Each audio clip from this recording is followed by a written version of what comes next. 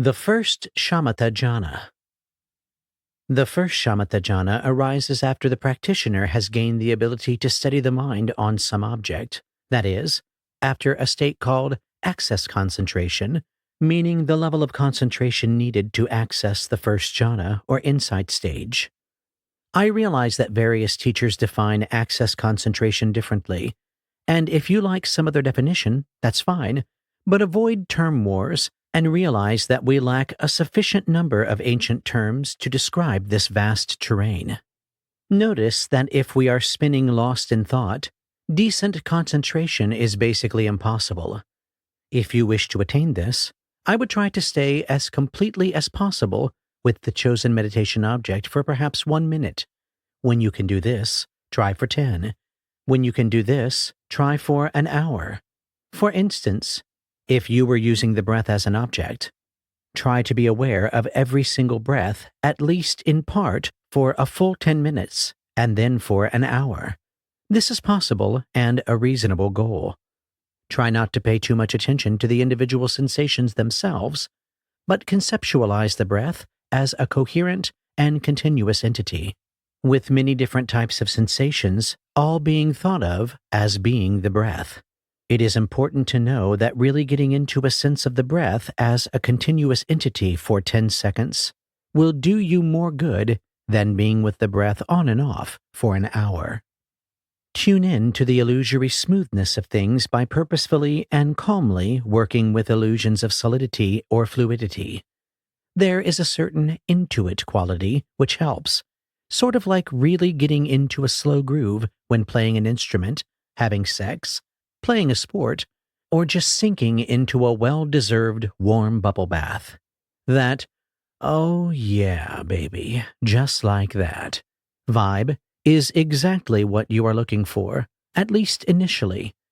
When doing concentration practices, anything that feels good generally should get more attention and be gently expanded into something more developed. Merely concentrating is not necessarily sufficient to get us into jhana, though it helps and may cause it to arise naturally. But for some, it takes inclination in the direction of jhana, intending to go that way, so knowing the general qualities you are looking for helps with that inclination. Sensations that feel good naturally reinforce concentration, so use that feedback loop of feeling good leading to paying more attention, which leads to better concentration, which leads to feeling even better, which leads to paying even more attention. Being in a silent and safe place is also very conducive, as is giving yourself permission to relax, put the cares of the world behind you, and enjoy. Concentration practice benefits greatly from optimal conditions. That said, some of us, like myself, are more aversive types, and pleasure, while fun enough, doesn't hold my attention as well as it does for some others. I personally find that secluding the mind from disturbing or unpleasant sensations by tuning attention away from them and towards stillness and stability of attention can sometimes be a good strategy for working with my more aversive nature, as that turning away from everything that is not jhana is also a way into jhana. You will have to see what works best for you and your personality makeup. There is a fascinating list of the various types of people, which meditation subjects they should and shouldn't practice, and why, found in the Vimudimagga 7, by way of person, pages 68 through 70. Comfort and posture is important also, as pain makes getting into these states more difficult. A strongly concentrated mind can overcome and eventually entirely block out pain, while it is possible to get into blissful and peaceful states while in painful physical positions. I don't see the point in doing that most of the time, since many practitioners won't be able to fully appreciate what the jhanas offer if they are in a lot of physical pain. Further, it is possible to hurt yourself if you push through pain and then learn to ignore it entirely, because you shut off valuable feedback mechanisms that might be telling you something important. Continuity of practice is very important for cultivating jhanas. The more consistent and consecutive practice you do, the better. Concentration states are much easier to get into on retreat or at high doses of daily life practice. There are those who, having attained real mastery, can drop into concentration states just by a gentle inclination to do so. However, for most, concentration abilities can fade quickly off retreat, which can be a real surprise for those who are not expecting this. A note about concentration practice on retreats. While most retreats involve a relatively strict schedule, when I am on retreat and doing concentration practice, I don't look at the clock much at all. Instead, I practice until my seated posture is too tiresome to maintain or my reclining posture is making me too restless. I then do very mindful walking practice until I feel I can go back to a more concentration-friendly posture, and then I sit or recline again until I feel I must walk again. So that way, I take into account what my body is telling me rather than some fixed schedule, beyond meals and when to get up and go to sleep. This allows me to maximize steady concentration time while also avoiding pain, as pain makes this much harder. Yes, you will likely have to deal with some pain in meditation, but minimizing it helps with jhana practice. There is also something about not having a clock that tunes you in to what is going on in your body and world in a more organic and natural way. You will likely find that sits gradually lengthen naturally as a retreat progresses and our bodies and minds get used to the practice and jhana deepens. Regarding reclining postures, as mentioned earlier, sleepiness is the most common side effect. However, certain stages of practice, as well as not moving much all day long, and just being a certain type of person, such as my naturally wired self, can make restlessness an issue when reclining. So, when I give personal anecdotes, you should take those in context and consider the specific person talking about their own practice. Reclining might just make you sleepy that day rather than restless, and so if it does, sitting is likely better. If reclining makes you restless, walking may help burn off some energy and give the body the movement it wants. And mindful walking is a great practice itself, and extremely underappreciated. Those monks and nuns hundreds of years ago had no clocks and apparently did just fine regulating their schedules to the movement of the sun and so on. And if you try this approach and have some discipline, I think you will appreciate it. That said, if your discipline is weak and without a clock you do 10-minute sits, whereas with it you can do 45-minute sits, perhaps a clock has value. You, the empirical explorer, must sort that out wherever you find yourself in that moment, as what works best for you will likely vary a lot with time. That sort of practical self-assessment is very helpful when working through the exercises found in this book. Back to the instructions.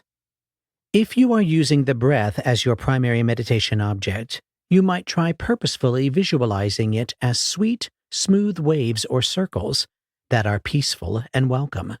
Try breathing as if you were in a garden of fragrant roses and you wish to experience the fullness of their fragrance. Perhaps these tips will help illustrate the kind of non-resistant and peaceful presence that can facilitate attaining these states. Tune in to sensations in and around the primary object that feel good. Harbor no guilt, anxiety, or fear related to the depths of pleasure, ease, and well-being.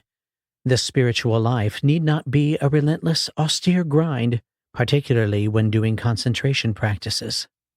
As concentration improves, it is as though the mind sees the first Shamatha jhana and grabs onto it like you would grab onto a slowly moving bus you are trying to hop onto. Having an idea of what you are looking for, something enjoyable and steady, can be helpful. Formally, the first jhana has the 5 primary factors of initial application, bringing the object to mind, sustained effort, keeping attention on the object, rapture, happiness, also translated as joy and other terms, single-pointedness. Thus, it is great fun, feels good, but takes repeated effort to sustain. This state can be quite a relief from the pain and discomfort of sitting meditation, and can temporarily quiet the mind somewhat, or a lot, if you take it deeper. The mind is considered secluded from hindrances, but they may be close by if the first jhana is not strongly developed. As with all the concentration states, it is generally quite easy to concentrate on something that is very enjoyable.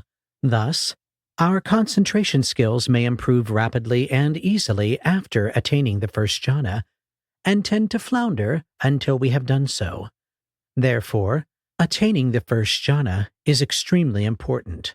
But see the qualifier later in Mind and Body for you insight-oriented practitioners. In the previous section on the generic jhanas, I mentioned that the first jhana is narrow, in terms of the extent of a given object you can appreciate clearly at any one moment. This typically translates to objects that are narrowly perceived, and, if mind-generated, such as a visualization, relatively small. That is generally true unless you happen to be focusing on an unusual meditation object and forcing it to be otherwise.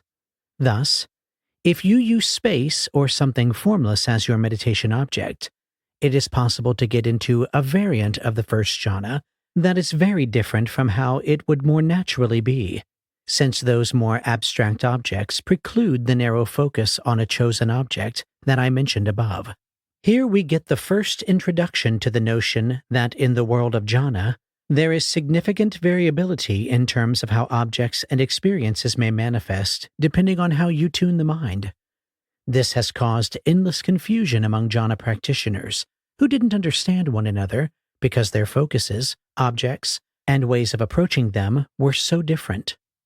For example, I remember when I was near the end of the first week of my third meditation retreat, and I was doing what I thought was insight practice, as I didn't know any better at the time. I was following the breath like a rabid dog, with very high sustained effort, and I got into the state where the breath became more and more abstract, more and more subtle, but still the concentration on it was hyper-effortful, relatively tight, and very first jhana in that regard. As this deepened, the body basically vanished.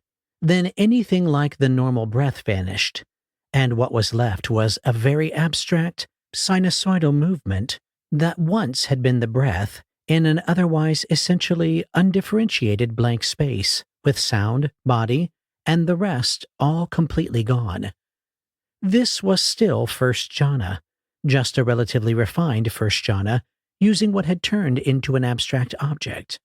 A state that these days I would label something like J1.VJ7, meaning the fluxing, V for vipassana, nothingness, seventh jhana, subjhana, of the first jhana, J, a topic I expand on further as we go. The classic signs of the second jhana would show up later, albeit the second vipassana jhana, and alternating between shamatha-esque jhanas and vipassana-esque jhanas is normal for many insight practitioners. As another example, I was on a later retreat focusing on a candle flame, and after staring at it for a bit, I would close my eyes and the complementary color, generically referred to in this context as visual purple, even if not actually purple, version of the flame would appear. Then it would change into a stable, bright, pure, very circular, glowing red dot that would burn brighter and get more flawlessly round and pure as I gave it more attention. This was also the first jhana. These two objects, the abstract sinusoidal movement and the red dot, and the states of consciousness I was in while experiencing them, may seem essentially nothing alike, and yet I can assure you they were the same in an important fundamental jhanic way. Later I will describe the stages of insight and tell you that the first three of those stages are also in general territory of the first jhana, only the vipassana end of jhana, and they will superficially look nothing like these two descriptions at all. Regardless of the specifics of how the first jhana manifests, people tend to really like the first shamatha jhana and may cling to it for the rest of a retreat, or cultivate it again and again in their sitting practice at home. It is relatively easy for many people to get into the light end of it, which is still nice and a promotion from normal attention. To get deeply into first jhana requires more skill, And the range of depths to which some skilled practitioners can take the first jhana is remarkable. From the first jhana, there are basically three things a meditator can do. 1. Get stuck there. I know someone who spent some 20 years cultivating the first jhana in daily practice, thinking that was insight practice. 2. Progress to the second jhana. Or 3. Investigate the three characteristics of the first jhana and thus progress in insight. They can direct their attention to breaking the illusion of the solidity of that state into its component individual sensations so as to gain insight into their actual mode of momentary presentation. One way to break down jhanas into objects of insight practice is to start noting every time you become aware of some aspect of that jhana.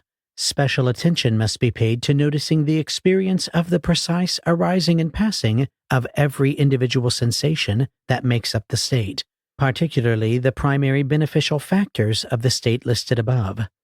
In this way, we might note stability, solidity, steadiness, bliss, silence, rapture, effort, or whatever colors or sounds, etc., may arise as the jhanic object, along with thoughts about the jhana. Do this again and again each time you become aware of those qualities, which is quite often if you are paying fine attention. If you investigate clearly and have strong concentration, you may get into states that have both shamatha and vipassana qualities, both blissful and quiet, yet fluxing and very rapidly precise and analytical. These fusion states have the advantages of being a lot more fun and interesting than states supported by less mental power. They have the disadvantage of potentially having the subtler jhanic aspects gunk up your insight practice, if not clearly perceived to arise and vanish. Still, the practitioner that draws on both strong shamatha and strong vipassana to cut through the trap presented by the pleasant jhanic factors will make fast and easy progress. As the mind is strong, practice is profound, investigation is keen, and hindrances are far away. Some mix of talent, very good conditions, sustained practice, great instruction, and very developed meditation skills is usually required for this optimal fusion of the two styles to work out. And many will find that developing one side or the other well is initially much easier. Hence the insight first and concentration first schools of practice. While it is not actually possible to perceive clearly the arising and passing of every single sensation in the first jhana, as that sort of hyper-inclusivity is not the first jhana's nature. If it was, it would be all you needed. Or even to be perfectly mindful of every sensation, it is definitely possible to be clear about enough of them to reach awakening, and that is what matters. It is somewhat common for us to investigate half-heartedly and not pay careful attention to the myriad sensations that make up rapture, happiness, and stability, as unconsciously we are attached to the pleasure of these sensations, and thus we want them to last, be permanent, to be satisfactory, and to be me or mine, self and the property of such a self. Some degree of stagnation is guaranteed in insight practice if you cling in this way to pleasant sensations, or anything else for that matter. In other words, if you fail to truly perceive the impermanence of all phenomena that make up your subjective experience, you will have artificially solidified them, clung to them, in the standard yet not very precise parlance, and you will not gain clear insight into the way they occur. It is extremely common for people, particularly on retreat, to start getting into low-level jhanic states that are a weak fusion of concentration and insight, such that they give some attention to the three characteristics of their primary meditation objects, but do no investigation of the low-level shamatha jhanic background, such that they have a weak half-insight, half-concentration hybrid that neither advances their insight practice much, nor allows any great delving into the rich world of deeper concentration states. However, as this may be such a relief from spinning in neurotic content or their back and knee pain, they cling to it for the rest of the retreat. It is an improvement over what came before, but not much more.